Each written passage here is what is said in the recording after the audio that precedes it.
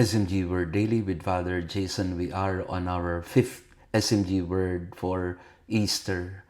At yung pinili nating salitang Griego sa araw na ito, ang masasabi kong pinaka-sentrong salita sa panahon ng muling pagkabuhay. Eirene. Eirene means peace, kapayapaan. Sa Ebanghelyo natin, nagpakita si Jesus sa kanyang mga alagad.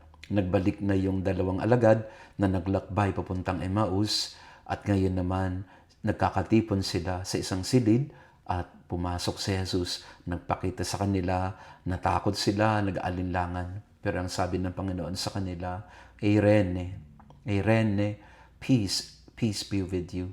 Ito yung salitang kailangan ng mundo ngayon. Lalo na sa panahon ng gyera, ng napakaraming mga sigalot sa mga bansa, ang daming mga kaguluhan sa ating paligid. Irene. Pero hindi ito yung kapayapaan na bunga lamang ng mababaw na pakikitungo o pakikipagplastikan sa isa't isa. Ang Irene ay ang kapayapaang dulot ni Jesus.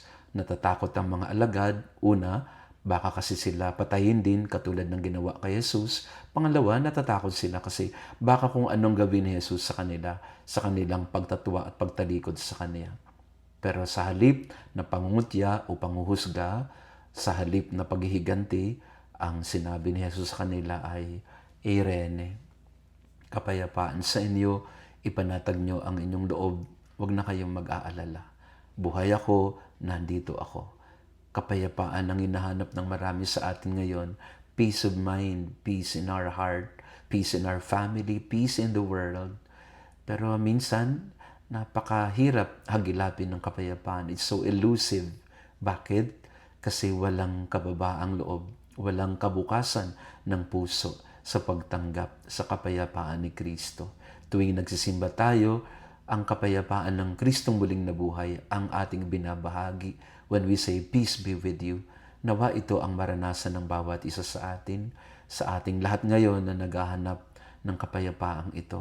Huwag na tayong bumaling sa iba. Huwag tayong masyadong aasa sa mga salita at pangako ng tao. Magbabalik tayo kay Jesus, ang Panginoong muling nabuhay, at sinasabi sa atin ngayon, Eirene, peace be with you.